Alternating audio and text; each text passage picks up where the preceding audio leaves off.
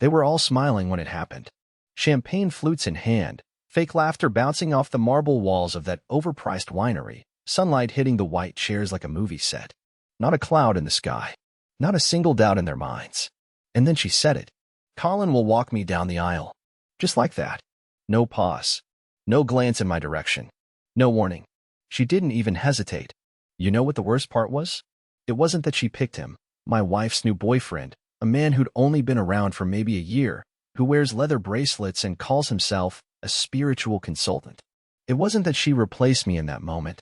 It was that everyone else already knew. The wedding coordinator just nodded and scribbled on her clipboard. The photographer adjusted his lens like this was totally expected. My wife gave me this quick little shrug, not even guilt.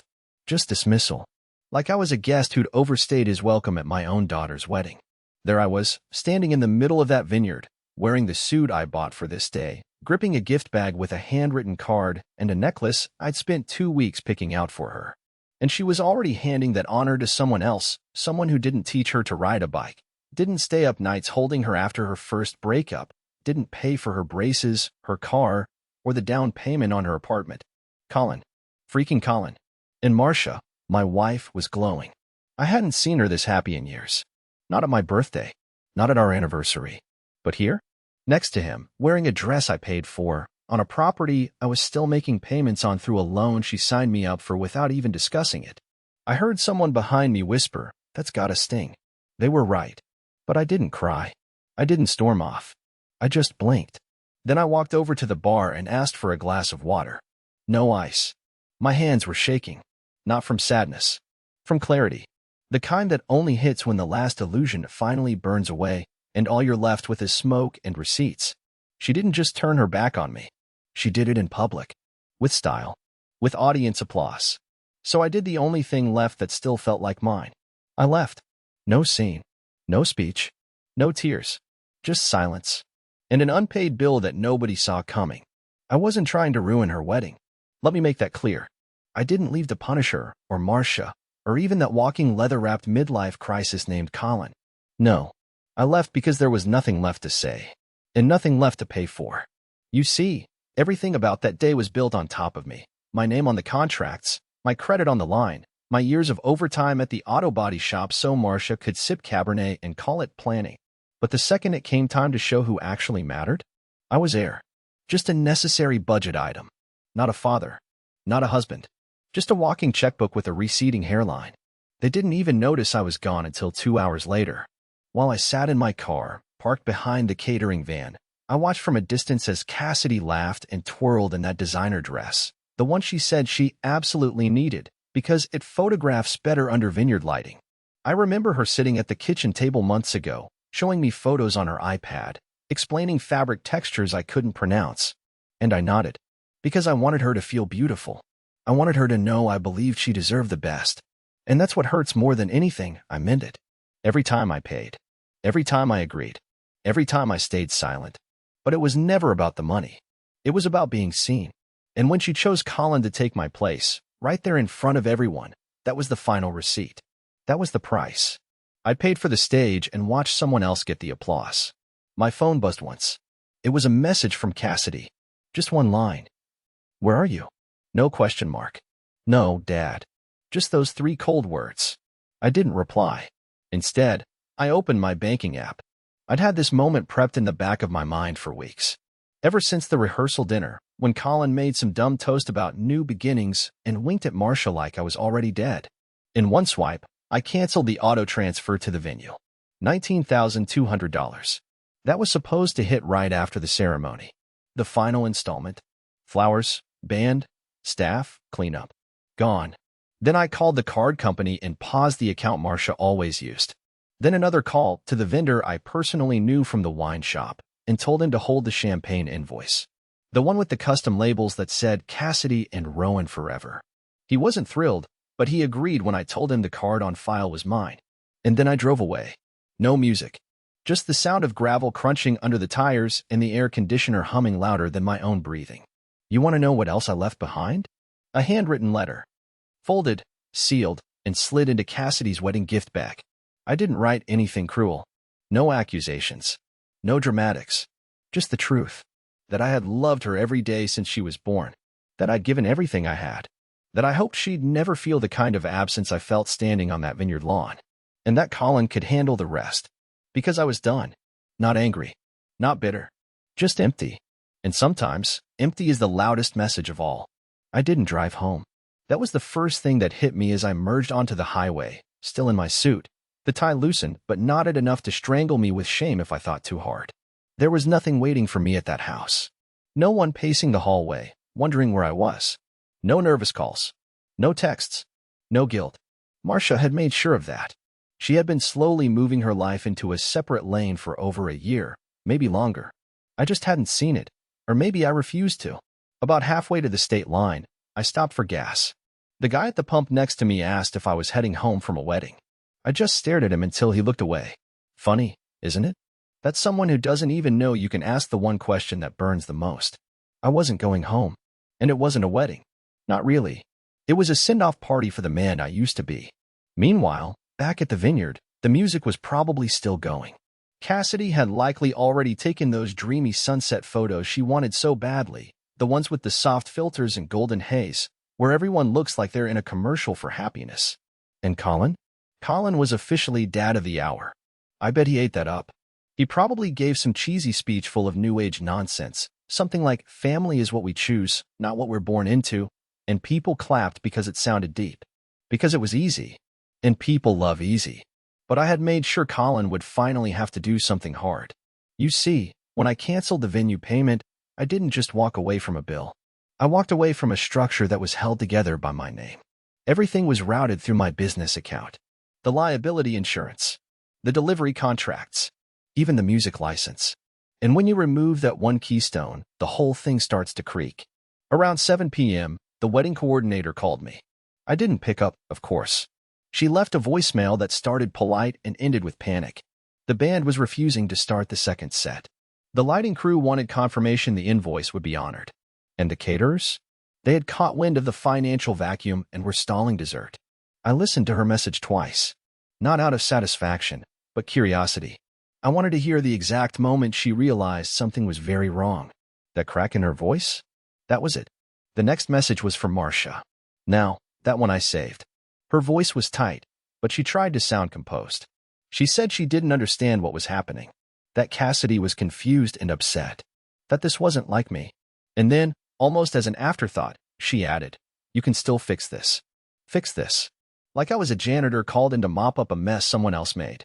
I didn't respond, but I smiled for the first time that day. Because the truth was, they had made it. Every choice, every dismissal, every time they looked past me like I was furniture with a wallet. They wrote the script, and I just refused to play the part anymore. Colin wanted to be the new father figure? Perfect. Then he could also be the guy who signed for the cleanup crew and paid the remaining invoices before the venue shut off the lights. I spent that night in a small motel 3 towns over. Didn't unpack. Just sat on the edge of the bed with the TV on mute, watching the flicker of a movie I didn't care about. The quiet in that room was heavier than anything I'd felt in years, but it didn't suffocate me. It gave me space. And for the first time in a long, long while, I started to think about who I was when I wasn't being used. I didn't cry. Not that night.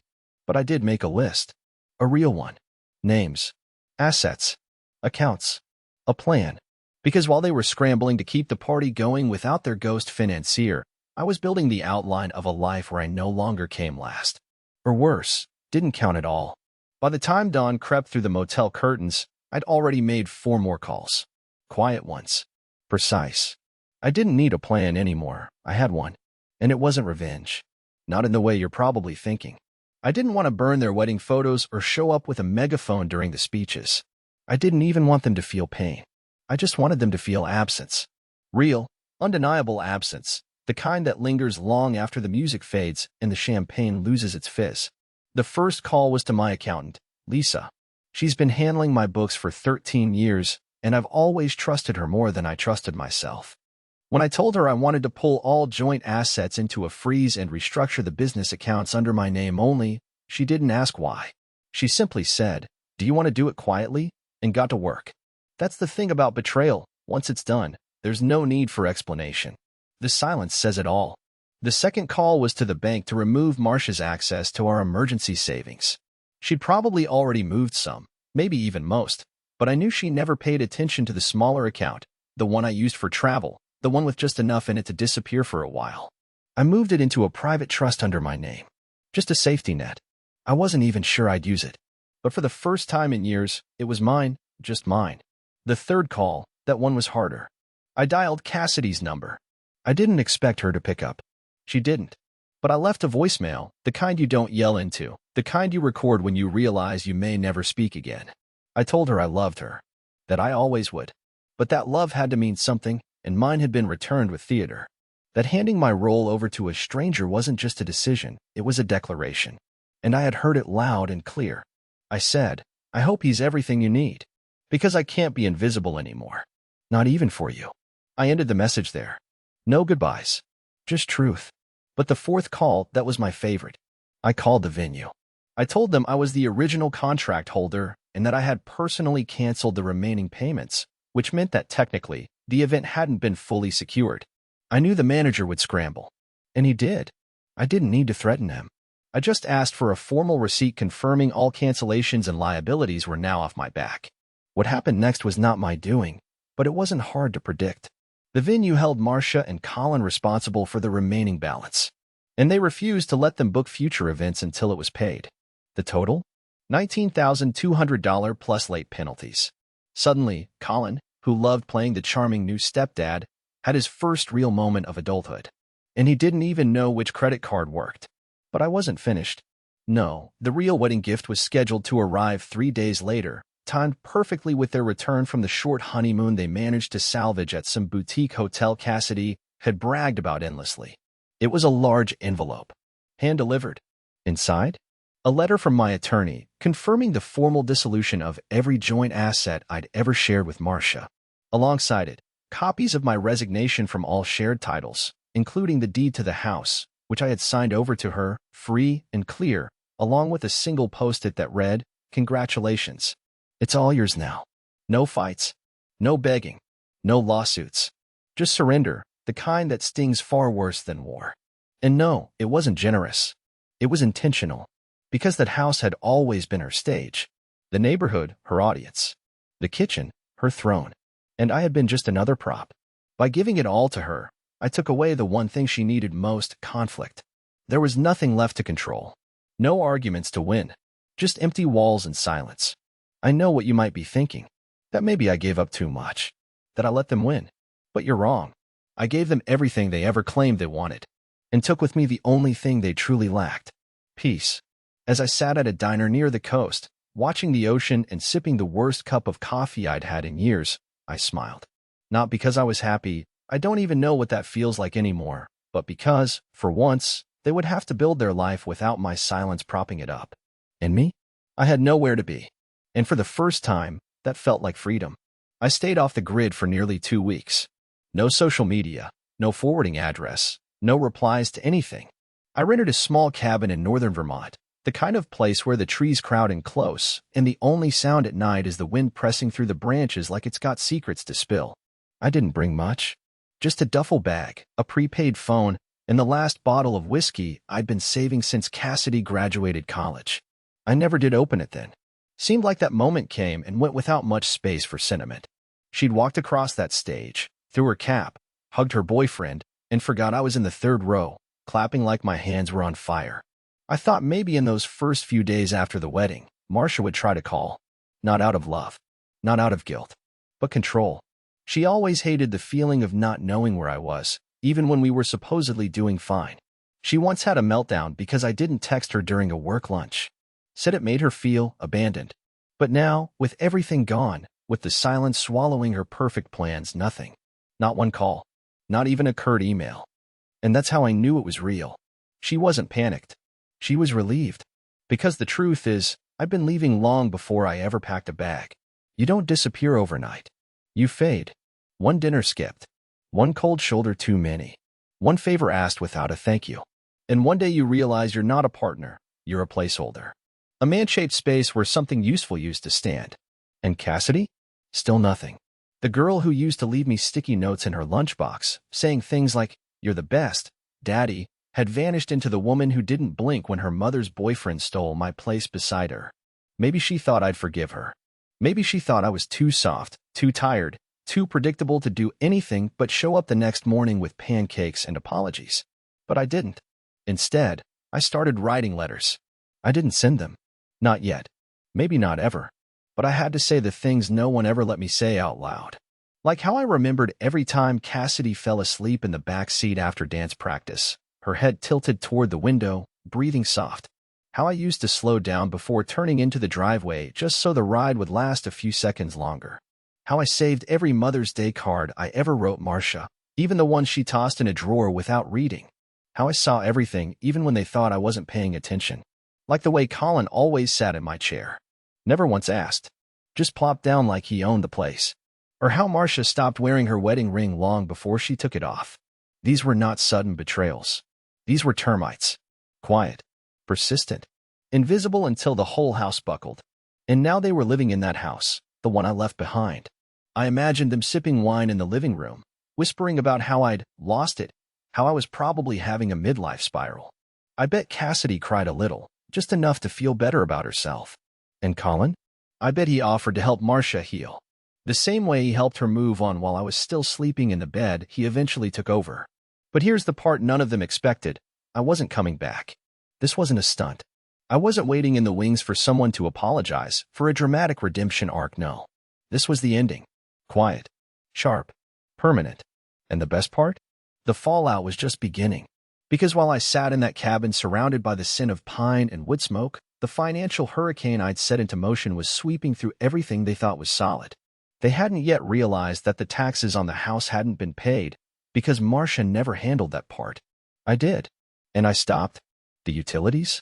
Still in my name. Cancelled. Joint insurance? Erased. Her precious garden? Wilted under drought and neglect. And that luxury car Marcia loved to flaunt? Yeah, leased under my company. And the company, well, that had been legally restructured 3 days after I disappeared. Let them deal with the notices. Let them call customer service. Let Colin try to fix what he never built. This wasn't revenge. I didn't want to hurt them. I wanted them to notice me. To see, even for a moment, the shape I had carved into their lives just by showing up. Every damn day. And how quickly everything collapsed when I didn't. I didn't need to scream. I didn't need to explain. I just needed to be gone. And in that absence, I had finally become undeniable. It was strange how quickly they stopped existing for me. 2 weeks away in that cabin, no reminders, no photos, no emails, and they started to fade from my thoughts like chalk in the rain. But I knew I was still very real to them. Not as a person, not as Wallace, but as a missing utility. Like a power outage they didn't prepare for. The man who used to make everything run smoothly had vanished, and now all their shiny pieces were rusting in the sun. I finally turned on the burner phone one morning out of curiosity. No voicemails. No texts. Just one email from Cassidy. The subject line read, "Are you alive?" No greeting. No emotion. Just that. As if I'd run off like a coward, like I owed her an explanation for not standing there like a statue while they replaced me with a man who couldn't even pronounce my last name right. I didn't reply. Not because I didn't want to, I actually drafted 5 different responses, but because I realized none of them would reach her. Not really. People like Cassidy don't read words anymore. They read intent. And mine would only confirm what they already believed, that I was overreacting, being dramatic, taking things too personally. That phrase still echoes in my head. Marcia used to say it when I caught her lies. When I asked why Cassidy hadn't invited me to the engagement photo shoot. When I wondered why my opinion on the guest list was always the one that got vetoed. Don't take it personally, Wally. But I was a person. So how else was I supposed to take it? I remember the night I heard Cassidy laugh at one of Colin's dumb stories about microdosing on a hiking trip. He said something about the trees talking to him. And Cassidy laughed, really laughed, the way she used to laugh with me. And it hit me like a hammer to the spine. That wasn't her real laugh. That was the laugh she used when she wanted something. And suddenly, I couldn't unsee it. All the time she said, "Love you, Dad," when I'd hand over the check, or co-sign something she hadn't earned. It was always transactional. It was never about me. That morning in the cabin, while coffee hissed on the stovetop and frost coated the windows, I made a choice. Not just to stay gone, that was already decided, but to let them fall. Completely. No more rescue lines. No subtle safety nets. If they hit the ground, they'd hit it hard. And they'd have to stand up on their own or not at all. Because while they were busy enjoying their curated, filtered happiness, they forgot that the foundation of it was built on a man who never asked for applause. And when that man quietly walked away, the cracks began to split wide open. My lawyer called to tell me the process was moving faster than expected. Apparently, Marcia had tried to stall the separation of assets by claiming miscommunication, but she didn't realize I'd already filed full documentation of her partner's involvement in our shared accounts. I had printed texts, emails, even the online receipts for their little weekend retreats to those fancy wellness lodges. All of it traced back to a credit card I never gave her permission to use. The house? They'd either have to buy me out or sell it. And guess who didn't have the credit anymore? Marcia's car lease? Repossessed. I made sure to notify her in writing, politely, before the company came to pick it up. And Colin, the self-declared spiritual guru, had suddenly found himself dealing with real-world logistics, court notices, late payments, and the harsh realization that metaphors don't pay the electric bill. Cassidy's reaction, though, that part still cuts deep. She called the shop. My old manager picked up. She asked if I'd come back. Said she wanted to talk things through. He told her I'd sold my share and left no forwarding number. That's when she cried. He told me she broke down on the phone, said she didn't mean to hurt me, that things just happened so fast. And for a moment, just a flicker, I wanted to call her. I wanted to drive to her apartment and hug her and pretend none of this had happened. But that's not real. That's fantasy. That's what I used to do, patch holes in broken things and call it love. This time, I let the silence answer her. And I went back to my cabin, packed up my things, and headed somewhere new. A small town in upstate New York. I found a place above an old hardware store, started working part-time fixing bikes and antique clocks. People here don't know my story. They don't know I used to be someone's father or husband. They just know me as the quiet guy who can fix broken things with steady hands. And for the first time in a long time, I'm fixing something for me. But the story isn't done yet. Because something happened last week. Something I didn't expect. Something that might pull the curtain back one final time. Something that's bringing the whole story to a point I never thought I'd reach. And it all started with a letter. Not from them. From someone I never saw coming. The envelope was plain. No return address, no name, just my new address handwritten in slightly shaky print. It had arrived with the rest of the usual junk mail, local pizza coupons, hardware store flyers, and a credit card offer I would never take. I nearly threw the envelope out with the rest, but something about the handwriting caught my eye. It wasn't Cassidy's. It wasn't Marcia's. It wasn't anyone I immediately recognized. I opened it on the kitchen counter, standing over the chipped linoleum like I'd just defused a bomb. Inside was a folded sheet of lined paper, the kind ripped from a notebook. The writing was nervous, like someone had erased and rewritten over and over before deciding to just leave the words as they were. It was from Colin's ex-wife. Her name was Miranda, and I'd never met her. Never even heard of her. But apparently, Colin had a past, one that Marcia and Cassidy never bothered to dig into. Miranda had seen the wedding photos online, recognized Marcia instantly, and dug around until she found the press release for Cassidy's dream ceremony, complete with a photo of the happy couple smiling beneath the vines. And right behind them, barely noticeable to anyone else, was me, off to the side, in the background, half-cropped by a decorative frame. Miranda had seen me, and she knew what it meant. Her letter wasn't long, but every sentence hit like a wrecking ball. She wrote that she had once been in my position. That Colin had done the same thing to her, wormed his way into a family, spun his charming stories, seduced attention and loyalty, then cut out the original man like an old thread. She said he never wanted the woman. Not really. He wanted the role, the prestige, the power of stepping into someone else's life and wearing it like a custom suit. She told me to be careful. That Colin was dangerous, not physically, but emotionally. That he destroyed things slowly, by convincing others to willingly abandon the ones who loved them. She called him a virus with a smile. And she warned me that Cassidy wasn't immune. That she would eventually find out who he really was. That he always moved on once the novelty wore off. She'd watched him replace her in her own daughter's life, just like he'd replaced me in mine. I sat there at the counter for a long time after I finished reading, the letter still trembling in my hand.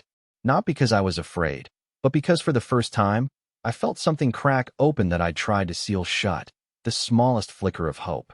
Not for reconciliation, not for repair, but for understanding.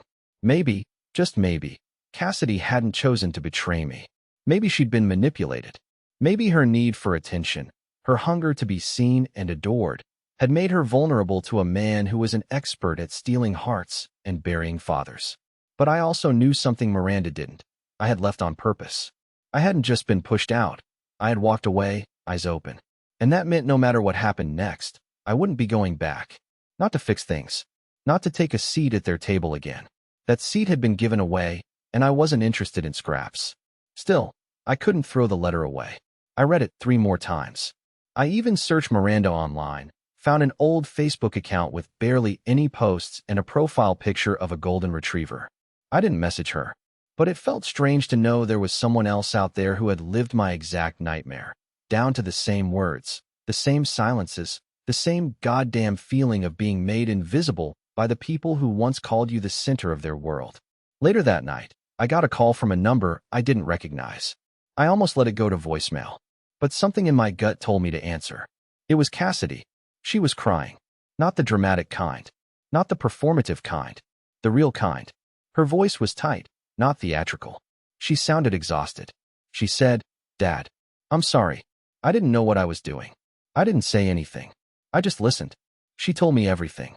That Colin had moved in too quickly. That he'd been controlling.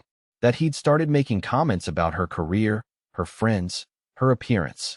That he told her to stop calling her old friends, because they were a distraction. She said he and Marcia had grown cold, distant. That Colin had started sleeping in the guest room. That Marcia blamed her for it. That things weren't just unraveling, they were snapping. Then she said something that stopped my heart. "I know I hurt you, and I know I don't deserve anything. But can I see you?" I took a breath. My mind raced through every scene of the past 2 years. Every cut, every silence, every moment I waited for her to look back, and didn't. And then I said, "You can come, but I'm not going back." Her voice cracked again. "I'm not asking you to." We hung up after that. No promises. No big dramatic reunion. Just space. Honest, open space. I stood at the window that night, watching the small street below, the pale yellow lights spilling from the store downstairs. For the first time, I didn't feel like a ghost haunting someone else's life. I felt like a man standing in his own. And I knew that no matter what happened next, I would never again settle for being invisible. Not to them. Not to anyone. She arrived 2 days later. Cassidy didn't call ahead. She didn't bring flowers or a long rehearsed apology. Just herself, a sweater too thin for the late autumn chill, and a silence I hadn't seen in her since she was a teenager, back when life hadn't taught her how to weaponize words yet. She stood outside the shop for a minute, eyes tracing the peeling paint of the stairwell I now called home. When I finally opened the door, she looked up and smiled, soft and sad. I didn't smile back at first. I wasn't angry. I just didn't have the smile ready. But I stepped aside and let her in. We sat in the tiny kitchen for a long time. I poured her tea. She didn't touch it, just kept her hands around the cup like she was grounding herself in something real. I asked how she found me. She said she went through my old shop records, found a vendor I used to chat with, and followed the trail. The effort surprised me. So did the way she sat, quiet, respectful, no performance, no drama. Then she reached into her bag and pulled out something I didn't expect. The gift bag from her wedding. The one with the letter I had left inside. She'd kept it. She said she didn't open it until weeks later. Said at first, she was angry, confused, hurt. But when everything started to fall apart, Colin moving out, Marcia melting down, the bills piling up, she started to understand. She said she read it again and again, not to hurt herself, but to remind herself of what real love sounded like. Steady, unshiny, honest. "I didn't know how much you held us together," she whispered. "I didn't know how easy it was to forget the person who never asked to be seen." And then she did something I didn't expect. She cried for me. Not for herself. Not out of guilt. She cried for me. For the man who'd shown up for every recital, every scraped knee, every quiet night on the porch when she thought the world was ending. She cried because she realized too late what I had tried to give her. Not perfection, not money, not prestige, just presence. The kind of love that doesn't need a spotlight. And slowly, my anger, that last piece of it I'd been gripping like a lifeline, started to fall away. We didn't hug. We didn't need to. The silence between us had shifted. It was no longer empty. It was healing. Cassidy stayed the night in a room above the bakery next door. She didn't ask to stay with me, and I respected that. We met again the next morning for breakfast. Talked more. She told me she cut ties with Colin. That Marcia blamed her for his leaving. That the house was up for sale. That she was thinking of moving somewhere quieter. She asked me what I was going to do next. I told her I wasn't sure, but that I liked it here. People knew me as Wallace the clock fixer, not Wallace the failure. And I liked that. For once, I wasn't living under someone else's expectations. I was just living. She asked if we could keep talking. I said yes. Not because I owed her anything, but because I wanted to. That's the difference. That's what changed. The pain didn't vanish overnight. The betrayal didn't undo itself. But something new was born from it. An honesty between us I never thought we'd share again. And even if it never becomes what it once was, maybe that's okay. Because maybe this version of us, flawed, fragile, cautious, is stronger than the one built on illusion. Weeks passed. Cassidy sent postcards. Called on Sundays. Sometimes we didn't talk about the past at all. Just books, small towns, music I never knew she liked. And one Sunday morning, I stood outside the shop, breathing in the smell of coffee and fresh rain, and I realized something simple and quietly profound. I didn't lose everything. I just lost the version of my life that didn't need me in it. What I found instead was peace. Not a dramatic ending. No grand movie finale. Just a man, standing in the morning light, finally visible to himself. And that, my friend, is more than enough.